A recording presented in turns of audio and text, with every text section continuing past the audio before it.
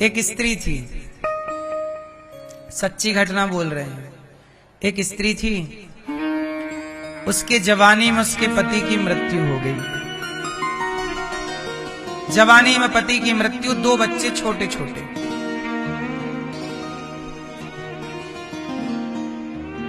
सहारा खत्म, पति चला गया, इनकम खत्म।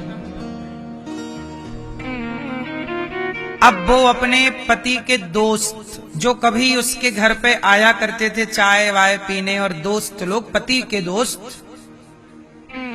उनके पास वो गई। लोगों ने कहा कि बहन तो दूसरा विवाह कर ले।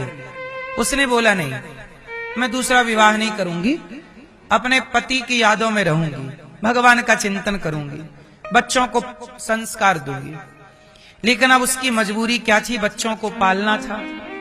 अर्थव्यवस्था अच्छी थी नहीं, उसका घर बहुत लग्जरी जिंदगी नहीं थी, सामान्य था, पति कमाता था, चलता था। अब पति चला गया, काम ठप्प हो गया।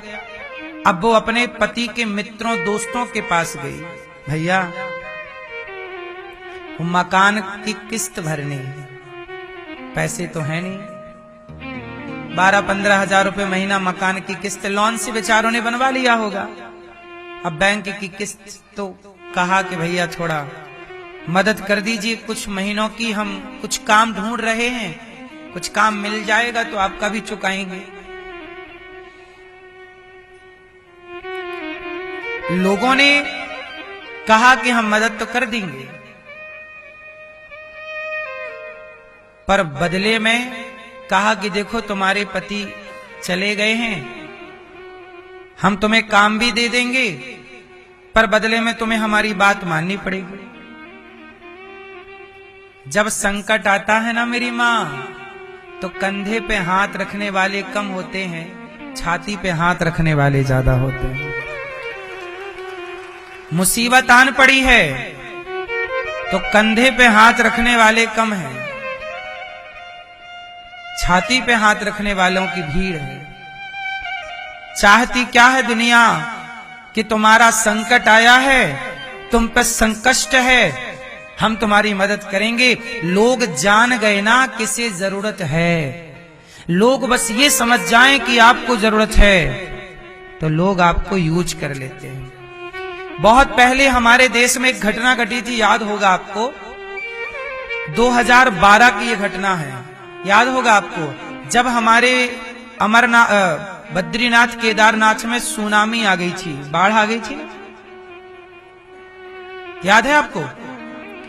उस समय आपने ये तो सुना होगा कि हमारे हजारों लोग वहां फंसे थे, भारत के लड़कियां, लड़के, स्त्रियां, पुरुष, बहन बेटियां सब फंसी। पता है आपको, उस समय कुछ लोगों ने उन महिलाओं का, जो महिलाएं भटक चुकी थी जंगल में, अपने बेटों को मर जाने पर खुद गाड़ा था कुछ महिलाओं ने, क्योंकि खाने को नहीं, पीने को नहीं, जंगल जंगल और बारिश, और वो बड़ा भयंकर मंजर था। उस समय कुछ लोगों ने महिलाओं के सोना चांदी लूट लिया था। वो आपत में फंसी हैं, मदद करने की बजाय उनका क्या कर रहे हैं, मिसयूज कर रहे हैं कि तेरा तो संकट है, आएगा कौन, चल ये सोना ये वाला दे। कुछ महिलाओं के साथ तो बलात्कार भी हुआ। सोचिए जरा, जो व्यक्ति संकट में है उसकी मदद करने की जगह आप उसका शोषण कर रहे हैं। क्या ऐसी इंसानियत की सदी चल रही है? क्या इसे आप विकसित भारत कहेंगे? विकसित भारत ये नहीं है कि आपके पास पूरी सुख सुविधाएं हैं। विकसित भारत ये है कि हमारे किसी भी व्यक्ति पर संकट आए तो हम सदा उसके साथ खड़े रहें। इस विचारधारा का नाम विकसित भारत है। यदि ये विचारधारा आ गई कि मैं सबकी मुसीबत में हेल्प करूं, मदद करूं, उसके लिए खड़ी रहूं या खड़ा रहूं, ये विकसित भारत है। ये नहीं कि आप पे संकट आए तो मैं बिल्कुल पहुंच जाऊं और आपका शोषण करने लग जाऊं, क्योंकि आप तो मजबूर हैं। और आज भारत में यही होता है। जिन स्त्रियों की मजबूरी है, पति चला गया, पैसा देने वाला कोई नहीं, बच्चों को पालना है, तो लोग क्या कहते हैं, हम तुम्हें 5,000 देंगे, हम तुम्हें 10,000 देंगे, तुम हमारे पास आओ, हमारे हिसाब से चलो। उन्हें ना चाह कर भी देह व्यापार में उतार देते हैं लोग। ये बात सही है कि गलत है कि अब तुम देह व्यापार करने लग जाओ, चलो शरीर बेच बेच के पैसे कमाओ। मजबूरी का फायदा कोई भी उठा सकता है। इसलिए मेरी माँ, मुझे लगता है कि ये इंसानियत नहीं है कि मैं, यदि मुझे पता चल जाए कि आप मजबूर हैं तो मुझे आपकी पूरी मदद करनी चाहिए, और तब तक करते रहना चाहिए जब तक आप उस संकट से निकल ना जाएं, तब तक मदद करनी चाहिए। संकट से निकल जाएं, ठीक है, अब आप स्वतंत्र हैं, जाइए कमाइए खाइए। गौरी गोपाल आश्रम में यही तो है कि जिन माताओं पर संकट आन पड़ा, मुसीबत आन पड़ी, उन माओं के संकट का हम क्या करें, उनका सहयोग करें। जरा सोचिए कि जिन माओं के अपने बच्चों ने घर से निकाल दिया हो, बहू ने निकाल दिया हो, अपनों ने घर से निकाल दिया हो, ऐसी बेसहारा माएं रिश्तेदारों के पास जाएं तो रिश्तेदार कितने दिन रखें। मैया, आज मैं मैयाओं से मिल रहा था, मैयाएं बोली कि बेटा हम तो भीख मांगते, यदि यहाँ ना आते तो कैसे खाते पीते, बच्चों ने निकाल दिया, रिश्तेदार रखने को तैयार नहीं, कहां जाते, या तो आत्महत्या करते या तो भीख मांग के खाते। गौरी गोपाल में है तो सुखी है, सुरक्षित है। तो उन माओं की मजबूरी पर जो बन पड़ा, आप सबने भी और आप सबके सहयोग से उन माओं को आज यहाँ रहने की, भोजन की व्यवस्था है। हम किसी का लाभ ना उठाएं, मजबूरी का, हम उनकी सेवा करें। इसलिए हम आपसे कहते हैं कि दुनिया बड़ी स्वार्थी है, बड़ी मतलबी है। इसलिए रिश्तों को समझ समझ के, संभल संभल के जीना चाहिए। कल कौन सा संकट आ जाए, कल कौन सी मुसीबत आती है तो फोन लगाकर नहीं आती ना मेरी माँ। अच्छा, मैं यहां एक बात पुरुषों को कहूं हाथ जोड़ के, पुरुषों की एक गलती होती है कि पुरुष लोग अपनी पत्नी के नाम पे कुछ भी नहीं करते। कुछ पुरुष, एक हमारे पास तो वृद्ध माएं रहती हैं, उन्होंने बताया कि हमारे पति ने सारा धन बेटे को दे दिया और चले गए, और जब बेटे के धन मिल गया तो बेटे ने हमें निकाल दिया। बुढ़ापे में पत्नी के पास क्या है? कल को भगवान ना करे पति चला जाए भगवान के घर, और बेटे तो अपनी पत्नी ले लेके अलग हो जाएंगे। बुढ़ापे में एक स्त्री का सहारा क्या है बताइए? हर पुरुष से मेरा ये सवाल है कि कल आपकी पत्नी के लिए आप ना रहे तो आपकी पत्नी का अपना सिंगल सहारा क्या है, ये बताइए। यदि बेटा सेवा कर लिया, अच्छा निकल गया, तब तो ठीक है, पर बेटा भी धोखा दे दिया, कम से कम छोटा मोटा उसके पास कुछ इनकम सोर्स रहेगा तो वो अपना बुढ़ापा ठीक ठीक गुजार सकती है, वरना कहां भीख मांगेगी तुम्हारी अर्धांगिनी। भाई, पति का धर्म है कि वो अपनी पत्नी का पूरा ख्याल जीते जी भी रखे, और हम चले जाएं तो मरने के बाद वो बेसहारा ना हो, उसका सहारा रहे कोई। इस तरह की व्यवस्था करके जाएं कि उसे किसी के आगे हाथ ना पसारना पड़ जाए। ये पुरुष का धर्म है कि पत्नी के बारे में इतना सोचे, साथ भी और बाद भी, जिंदगी के साथ भी और जिंदगी के बाद भी। ये पुरुष का धर्म है। इसलिए अपनी अपनी पत्नी के नाम पे कुछ ना कुछ उसकी आय निश्चित करिएगा कि वो बुढ़ापे में क्या खाएगी, किसके द्वार पे जाएगी। यदि बेटे अच्छे निकल गए तब तो धन्यवाद, और ना निकले तो फिर बताइए क्या होगा, किसके द्वार पर रोटी मांगेगी। क्यों जी, ये बात सही है, सोचनी है या नहीं? और आज समाज में ये देखने को, मैं ये बात इसलिए बोल रहा हूं क्योंकि समाज में ये केस हैं। पति की सारी जमीन जायदाद बेटे ने ले ली और मां को निकाल दिया। जिस बेटे के पास 10 एकड़ 20 एकड़ का व्यवस्था है, बढ़िया करता धरता है, वो वृद्ध माएं भी यहां पर हैं। केवल पति ने यदि नाम पे मां के कुछ किया होता पत्नी के, तो आज उसका बेटा इस लालच से ही सही कि मेरे पास थोड़ी संपत्ति है, इस लालच से ही माँ को 2 वक्त की रोटी तो देता। अब कुछ नहीं है तो जा। बूढ़े बैल को कौन रखता है, कहावत है गांव की। बूढ़े बैल को किसान हाँक देता है, हाँक देता है मीन्स घर से निकाल देता है। बोलो हाँ। इसलिए ये जिंदगी के अच्छे डिसीजन हैं, बहुत विचार के लेना चाहिए। हर पत्नी को, हर पति को परिवार का एक प्लान बनाना चाहिए। आपका बेटा क्या है, आपका एक प्लान ही तो है। यदि आपका बेटा संस्कारहीन हो गया तो आपका सब कुछ तबाह कर देगा। आपकी सबसे बड़ी दौलत फैक्ट्री नहीं है, आपकी सबसे बड़ी दौलत दुकान नहीं है, आपकी सबसे बड़ी दौलत पैसा नहीं है, आपकी सबसे बड़ी दौलत जमीन और सोना चांदी नहीं है, बल्कि आपकी सबसे बड़ी दौलत आपकी संतान है। यदि वो सही है तो सब कुछ सही है। आपकी संतान सही है तो आपकी पत्नी भी सुरक्षित है, आप भी सुरक्षित हैं, आपकी वंशावली भी सुरक्षित है, और आपकी जमीन जायदाद भी सुरक्षित है। और आपकी संतान यदि नालायक निकल गई तो ना आप सुरक्षित हैं, ना आपकी पत्नी सुरक्षित, ना तो आपका खेत सुरक्षित, ना आपका घर सुरक्षित, ना आपके पूर्वजों का नाम सुरक्षित। बोलो हाँ। इसलिए आप लोगों को जहां ध्यान देना चाहिए आप लोग बस वहीं ध्यान नहीं देते। बच्चों के संस्कार में पूरा ध्यान देना चाहिए मेरी माँ। बच्चे क्या हैं? एक घड़ा है। माँ बाप कौन है? कुम्हार है। कुम्हार घड़े को बनाता है प्यार से, भीतर हाथ लगाए रखता है घड़े में, भीतर से हाथ लगाता है और बाहर से ऐसे ठोकता है, मारता है ऐसे। बोलो हाँ। बच्चों को भीतर से प्यार करो, पर बाहर से थोड़ा डांटने डपटने की जरूरत है तो डांटो भी।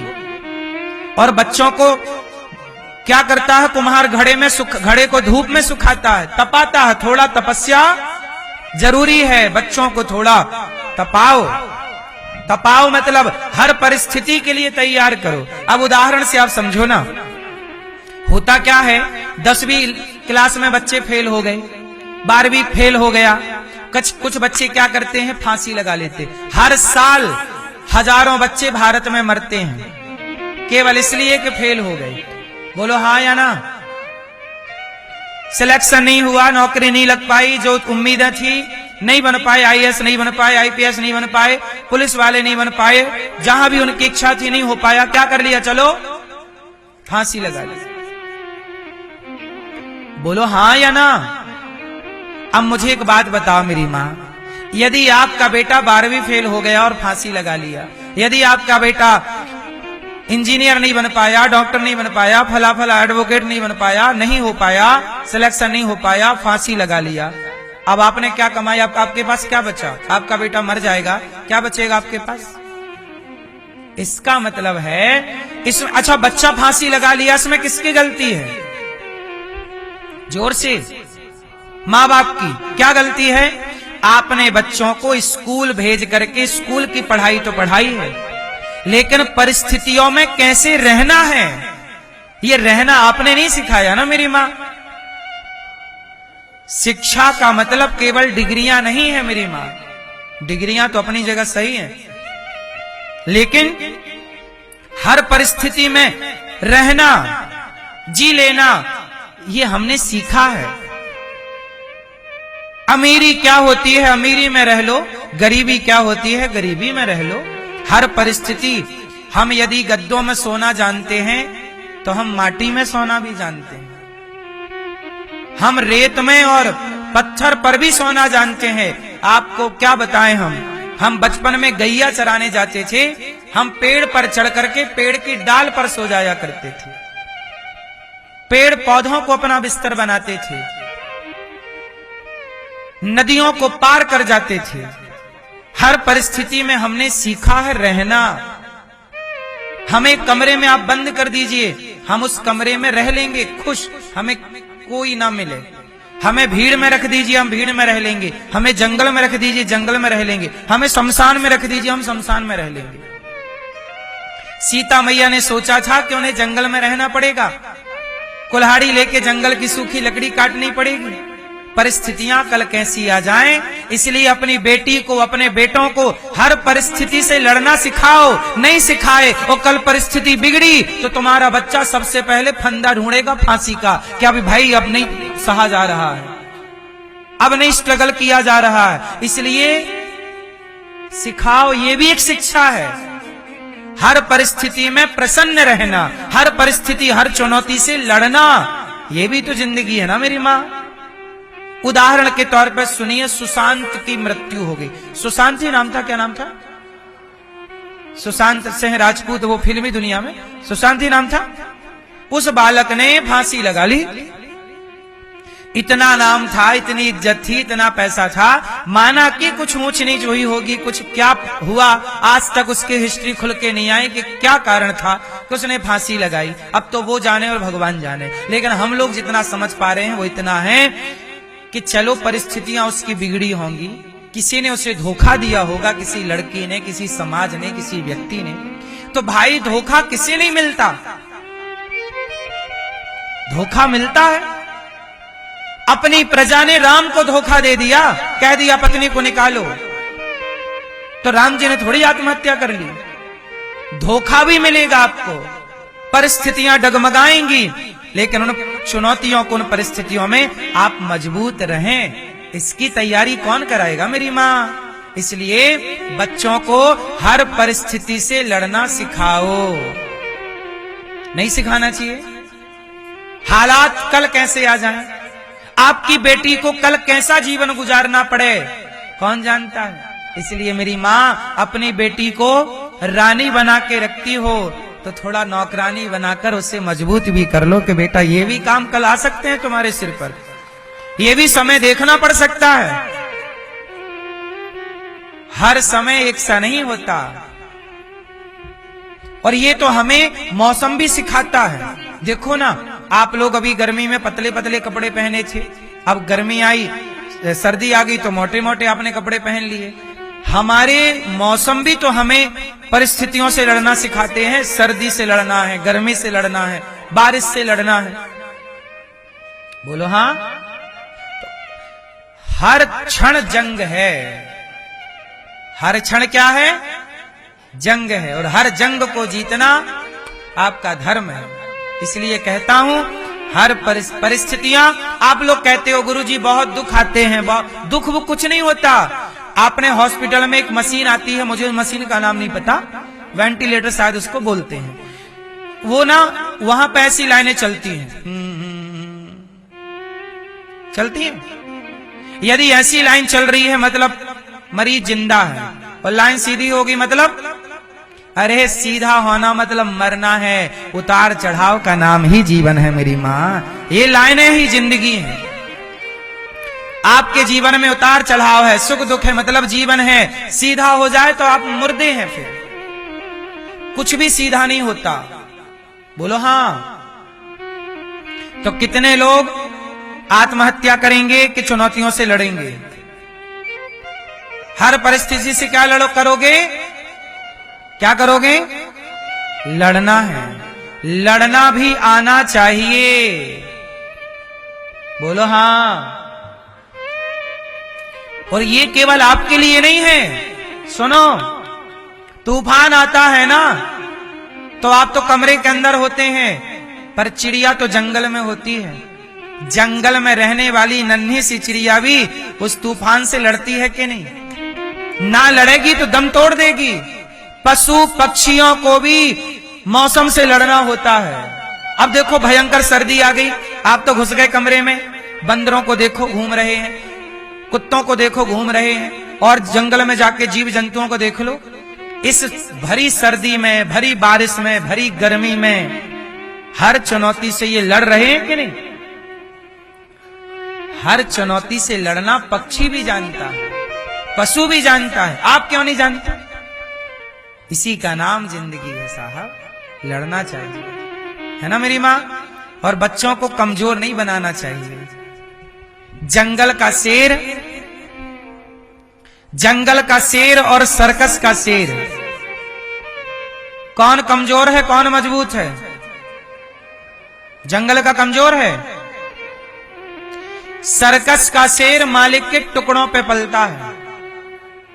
सर्कस का शेर मालिक के टुकड़ों पे पलता है और जंगल का शेर अपना शिकार स्वयं करता है। जो माता पिता अपने बच्चों को ज्यादा सुख सुविधाएं देते हैं, बैंक बैलेंस देते हैं, रुपया पैसा देते हैं, खूब पैसा देते हैं, एक्चुअली वो माँ बाप अपने बच्चों को सर्कस का शेर बनाते हैं।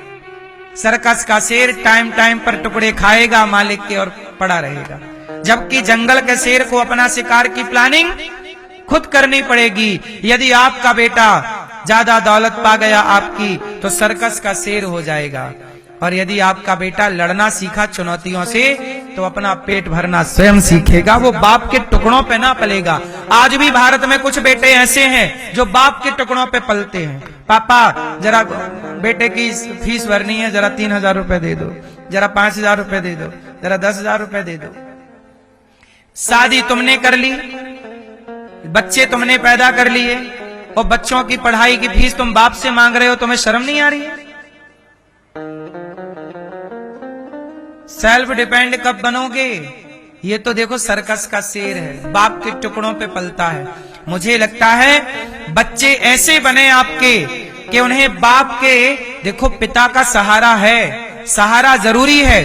कब तक? अच्छा बताओ, जब आप लोग घर बनाते हो और घर में छत डालते हो, तो छत को भी सहारा चाहिए। शटरिंग लगती है ना, शटरिंग बोलते हैं आपके यहां, शटरिंग बोलते हैं ना। छत को डालने के पहले सरिया बांधते हैं, सरिया के नीचे लकड़ी का एक पूरा फ्रेम तैयार करते हैं, लोहे का फ्रेम हो सकता है, शटरिंग बोलते हैं उसे।